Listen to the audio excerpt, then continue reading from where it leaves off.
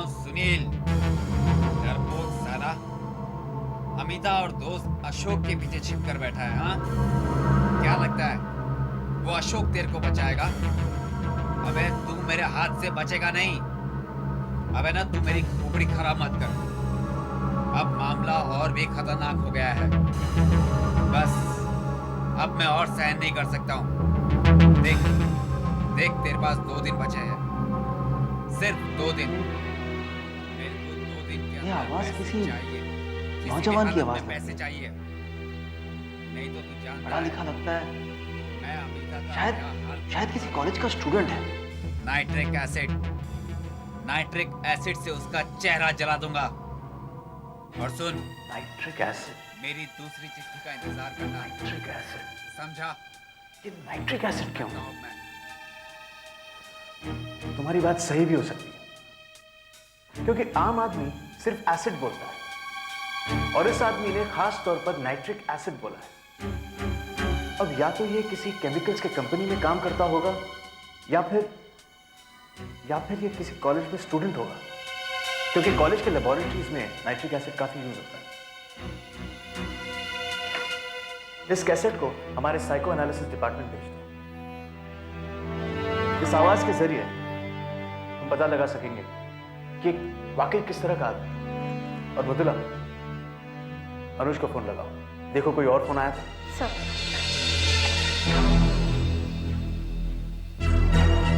Hello. Hello. अनुज? हाँ, मैं अनुज बोल रहा हूँ। हाँ, मैं सीआईडी से बोल रही हूँ। जी कहिए। और कोई फोन आया था क्या उसका? हाँ आया था। आप यहाँ आइए और अपने आप देख लीजिए। 5 लाख की बजाय 10 लाख मांग रहा है। 10 लाख। आप यहाँ खुद ही आइए और सुन लीजिए आप। बेवकूफ, तो आखिर तूने मरने का फैसला कर ही लिया। अब बहुत ही जल्दी तेरी फोटो अखबार में छपेगी, तेरा भी क्रियाक्रम होगा। मैंने कहा था ना, मुझसे चालाकी मत करना। चुपचाप पुलिस कंप्लेंट वापस ले ले। और हाँ, एक मौका और देता हूँ तुझे जिंदा रखने के लिए। मुझे 10 लाख रुपए देने होंगे। अगर तुमने मना किया तो 10 लाख। समझा? अगर पैसे देने को तैयार है तो अपने बेडरूम की खिड़की से इंग्लिश मैगजीन का कवर फाड़ कर फेंक दे। अब मुझसे और सहा नहीं जाता। आज रात को मैं तेरा इंतजार करूंगा, समझा? अब बताइए, कैसे करेंगे आप हमारी हिफाजत? हमारी मुसीबत को सुलझाने के बजाय और उलझा दी है आपने। वो कैसे? कब से गार्ड कर रहे हैं आपकी शादी वर्दी वाले हमारा घर, और धमकियां तो बराबर आ रही है। वही नहीं, 5 लाख की बजाय अब 10 लाख की मांग कर रहे हैं वो लोग। तो वो लोग ये भी जानते हैं कि हम पुलिस तक जा पहुंचे। देखिए, इन ब्लैकमेलर्स में सब्र नहीं होता है और इसी बेसब्री की वजह से उन लोग गलती कर सकते हैं। और अगर इसी गलती में उन्होंने अमिता पर हमला कर दिया तो क्या होगा? ऐसा कुछ नहीं होगा। हम किस लिए हैं? देखिए अनुज जी, आप फिक्र मत कीजिए, हम हैं आपके साथ। मुझे लगता है हमें इस गाय को पैसे दे देने चाहिए। आखिर कब तक इस तरह डर डर कर रहेंगे हम? अमिता, ये तुम किस तरह की बात कर रही हो? मैं उन्हें इतने सारे पैसे कैसे दे दूं? और हम कर भी क्या सकते हैं? हम इन लोगों के बारे में कुछ नहीं जानते, लेकिन ये लोग हमारी हर बात को जानते हैं। हम कब सोते हैं, कब जाते हैं, कब बाहर जाते हैं, हम कब रोते हैं, कब हंसते हैं, सब कुछ।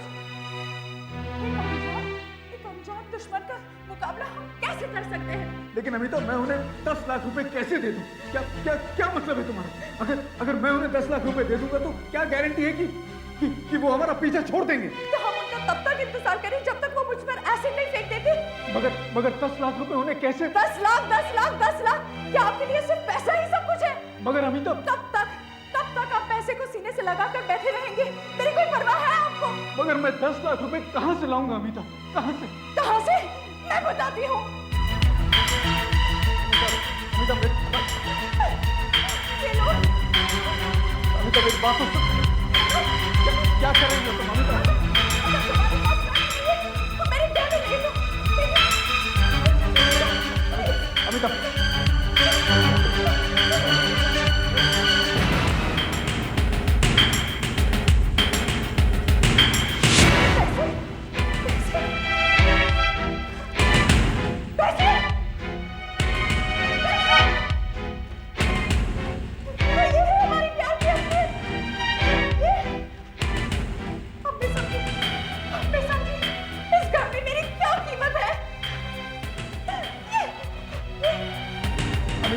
ये मेरे वो क्लाइंट्स के। झूठ मत बोलो, ये तो कम से कम 7-8 लाख रुपए है। यहाँ मेरी जान पर बनी है और तुम फिर भी पैसे छुपा कर रखते हो। तुमको अपने पैसे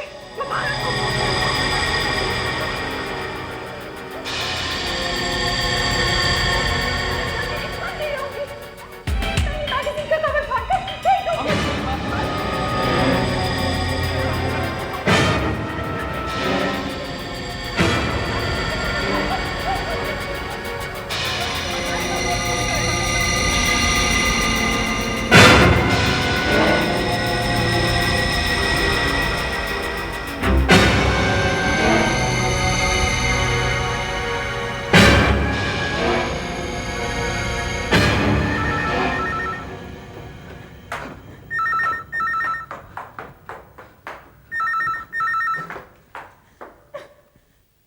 हेलो। मैगजीन का कवर मैंने नीचे गिरते हुए देख लिया है। अच्छा हुआ कि तुम लोगों ने मेरी बात मान ली।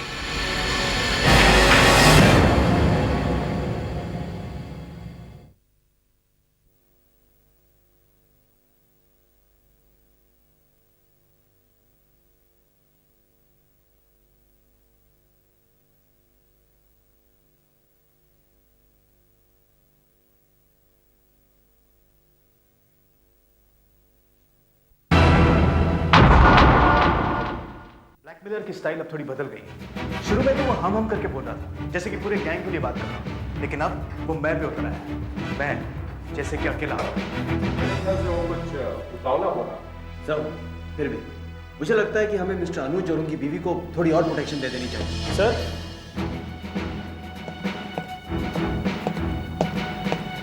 सर, यस सर ये लेटर है। अब जाइए। धमकी देने वाले की पर्सनालिटी की रिपोर्ट आ गई। सर, क्या ये रिपोर्ट हमारे शक से मिलती है? उम्र 20 से 30 के बीच में, थोड़ा डरा हुआ, काफी बूढ़ी और उसकी धमकियों में चिढ़ना ज्यादा और खतरा कम। सर हमने भी कुछ ऐसा ही सोचा था। हाँ, अब मुझे वो धीरे धीरे हमारे जाल में फंसता हुआ नजर आ रहा है। क्या बिगाड़ा है मैंने तुम्हारा? क्यों मुझे इस तरह से तंग कर रहे हो तुम? बोलो, कुछ तो बोलो, कुछ तो बोलो तुम। देखिए देखिए इंस्पेक्टर साहब, सुबह से यही हो रहा है। जैसे वो अनुज की या मेरी आवाज सुनता है तो फोन काट देता है। वो फोन काट देता है? ये एक नई बात। ऐसा क्यों कर रहा है? सुबह से 8-9 बार ऐसा हो चुका है, कोई बोलता ही नहीं है।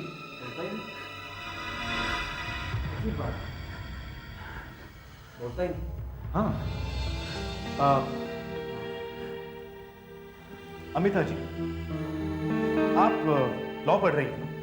जी हाँ, क्यों? देखिए ना, पिछले 2 दिनों से आप कॉलेज भी नहीं गई हैं और कब तक आप इस तरह घर में छिपी रहेंगी, बाहर नहीं जाएंगी? एग्जैक्टली। अमिता जी, आप कॉलेज जाइए, डरने की कोई बात तो क्या वो पकड़ा गया? नहीं। मगर आप अगर घर पर ही रहें और बाहर ही नहीं निकले तो वो समझेगा कि आप उसकी धमकियों से डर गए। इसलिए हमने फैसला किया है कि आपके साथ हमारी एक लेडी ऑफिसर सादी वर्दी में जाएगी। मेरे साथ? यानी मैं जहां भी जाऊंगी वो लेडी पुलिस ऑफिसर मेरे साथ आएगी? क्यों, ये ठीक नहीं है? अभी तो आप कह रही थी कि डर के मारे आप घर से बाहर नहीं निकलती। देखिए, वो यूनिफॉर्म में नहीं होगी और कोई बता नहीं सकेगा कि वो पुलिस वाली है। नहीं नहीं, मुझे कोई नहीं चाहिए अपने साथ। वैसे भी मैं घर से बाहर बहुत कम जाती हूँ।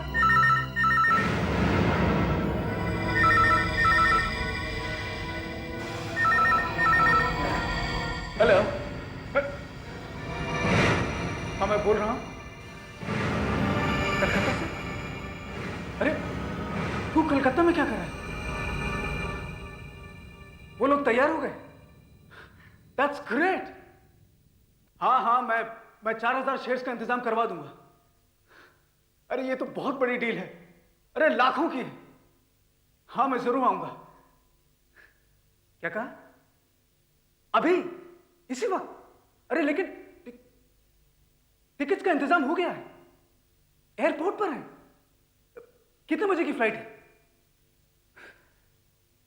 1.5 घंटे में? हाँ हाँ, मैं आता हूं। हाँ हाँ, वहां पहुंचने के बाद तुझे फोन जरूर करूंगा। Okay, bye. इंस्पेक्टर साहब, वो कैलकाटा वाली मेरी डील निकल आएगी।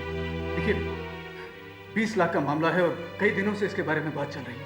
मुझे आज अभी इसी वक्त जाना होगा। अरे लेकिन आपकी जगह कोई और नहीं जा सकता?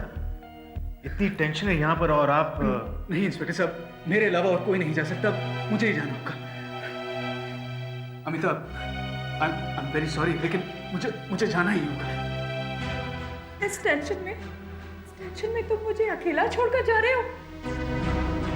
और तुमसे उम्मीद भी क्या की जा सकती है? हम हैं ना आपके साथ, जस्ट रिलैक्स। मैं चल रहा हूँ तुम्हारे साथ एयरपोर्ट तक। फटाफट चलो, अपने पेपर साथ ले लेना। चलो।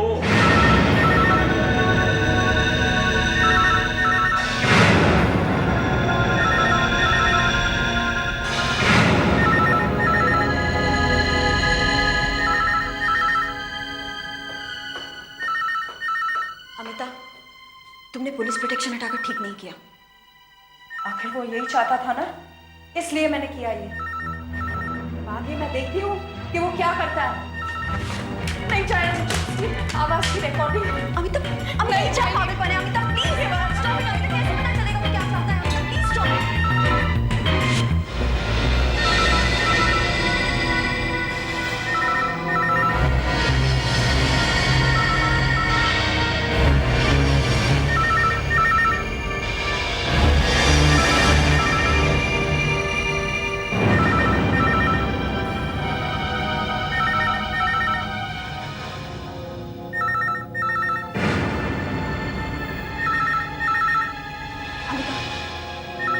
फोन मत उठाना।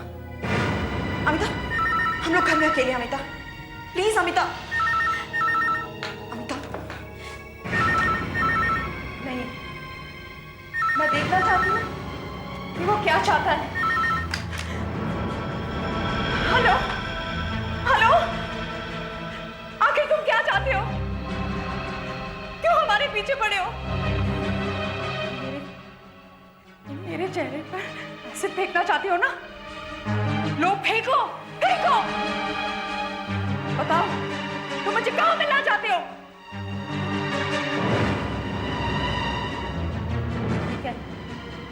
ठीक है, मैं आ रही हूं।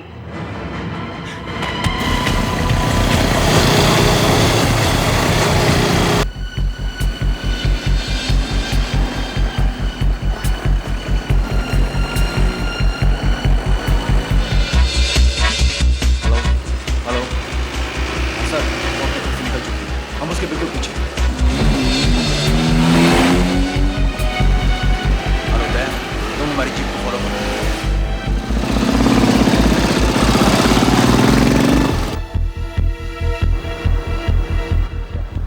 हाँ, आ रहे हैं इसी रास्ते पे। आया?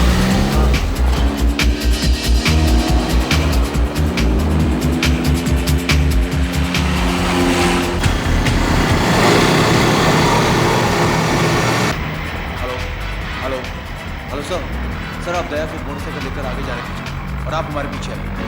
Right sir.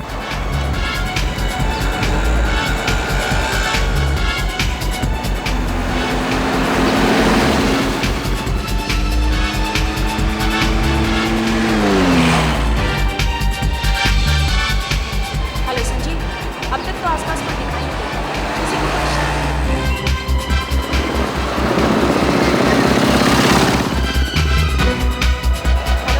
दया से कहो कि टैक्सी के पास खड़े हैं, हम पर शक हो सकता है। ओके?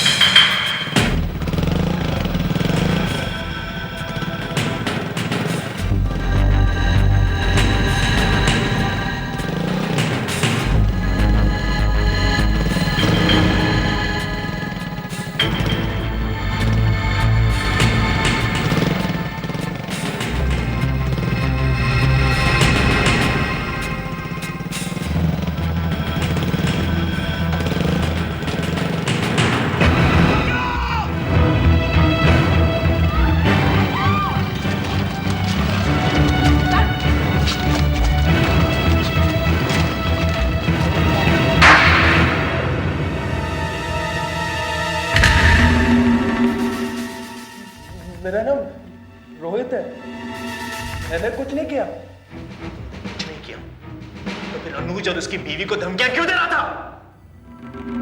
बीवी? अनुज की बीवी? पिता की शादी हो गई है? क्यों? तुझे पता नहीं? नहीं, मुझे नहीं पता। मैं सच कह रहा हूं सर। आज तक उसने मुझे कभी नहीं बताया कि उसकी शादी हो चुकी है, जबकि मैं उससे इतना प्यार करता था। इतना बड़ा धोखा दिया उसने मुझे। हाँ, उसने मुझसे शादी का वादा भी किया था, और उस दिन उसने मुझे बताया कि उसके पिताजी उसकी शादी करने वाले किसी अमीर आदमी के साथ, और उसने मुझे ये भी बताया कि वो आदमी कुछ दिनों के लिए उनके साथ रहने वाला है, और मुझे जल्दी कुछ करना चाहिए। फिर तो मेरी समझ में कुछ नहीं आया मैं क्या करूं। फिर उसी ने मुझे आइडिया दिया। कौन सा आइडिया? उसने कहा कि उसका होने वाला पति बहुत डरपोक है, थोड़ा डराएंगे तो भाग जाएगा। मुझे मालूम ही नहीं था आगे करना क्या है। उसने मेरे फोन लेने ही बंद कर दिए। मैं उसको मिले बगैर रह नहीं सकता था। आज मैंने उसको मिलने के लिए बुलाया। मुझे उसके पैसे नहीं, सिर्फ उसका प्यार चाहिए था।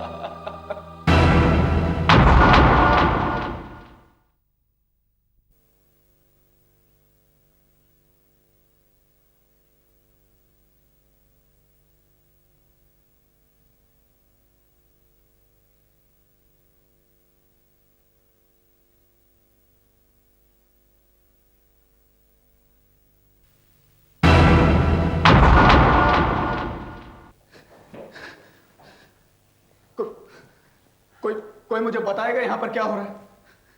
सिक्योरिटी वालों ने मुझे एयरपोर्ट पर 2 घंटे तक बिठा कर रखा। मेरी फ्लाइट भी मिस हो गई। Mister Anuj, I am sorry, आपको कलकत्ता बुलाने वाला फोन मैंने ही करवाया था। मगर लेकिन फोन तो मेरे दोस्त ने कलकत्ता से किया था। नहीं, वो फोन हम ही ने करवाया। मगर क्यों? क्योंकि जब जब आप फोन उठाते थे, फोन करने वाला फोन काट देता था। इसलिए हमें लगा कि आपको किसी भी हालत में यहां से हटा देना चाहिए, तभी वो हमारे सामने आएगा। तो क्या आपने उसे पकड़? हाँ, हमने उसे गिरफ्तार कर लिया। कौन है वो? और मेरे पीछे क्यों पड़ा? ये सब आप इनसे पूछिए, ये सब कुछ जानती है। हाँ, मैं सब कुछ जानती हूँ। मैंने ही करवाया ये सब। उसी को पहली चिट्ठी इन्होंने ही डाली थी लेटर बॉक्स में। सब बिल्कुल प्लान के मुताबिक चल रहा था, मगर वो बेवकूफ रोहित बार बार फोन करने लगा, उतावला हो गया। क्योंकि उस बेचारे को मालूम ही नहीं था कि आगे क्या करना है, इसीलिए इनसे मिलने वो डिपार्टमेंटल स्टोर में इंतजार कर रहा था और इनसे वहां बात करने की कोशिश भी की। बेवकूफ को मालूम नहीं था? पुलिस वाला मेरे पीछे लगा था, मैं उससे कैसे बात कर सकती थी? इसलिए मुझे वहां से भागना पड़ा। ये आपको छोड़कर वापस कलकत्ता जाना चाहते हैं। वहां आपसे शादी करने से पहले इन्हें अपने कॉलेज के एक लड़के से प्यार हो गया, मगर इनके पिता ने इनकी शादी आपसे करने की ठान ली और इन्हें अपने पिता की बात माननी पड़ी। मगर शादी के बाद आपके साथ मुंबई आने के बाद हाँ, मैं वापस कलकत्ता जाना चाहती हूँ। इन्हें पता था कि आप एक सेंसिटिव और इमोशनल इंसान हैं और बहुत नर्वस भी। आप बहुत जल्दी घबरा जाते हैं, आपको हाइपरटेंशन है और आपका ब्लड प्रेशर भी बहुत ज्यादा है। और फिर आपकी पत्नी ने एक प्लान बनाया। पहले तो आपको डरा डरा कर एक नर्वस रेक बना, बिल्कुल पागल सा। और जब आपका मानसिक तनाव बढ़ जाए तो किसी भी एक बात को लेकर एक बखेड़ा खड़ा कर दें और फिर आपसे लड़ झगड़ कर मानसिक तनाव की दुहाई देकर आपसे तलाक मांग सकते हैं। आप आपके कबर्ड में छिपे हुए पैसे देखकर इन्हें अच्छा बहाना मिल गया। और यकीन मानिए, जब तक ये फाइनली आपसे तलाक मांगती, तब तक तो शायद आप खुद ही इनसे परेशान होकर इनसे छुटकारा पाने को तैयार हैं।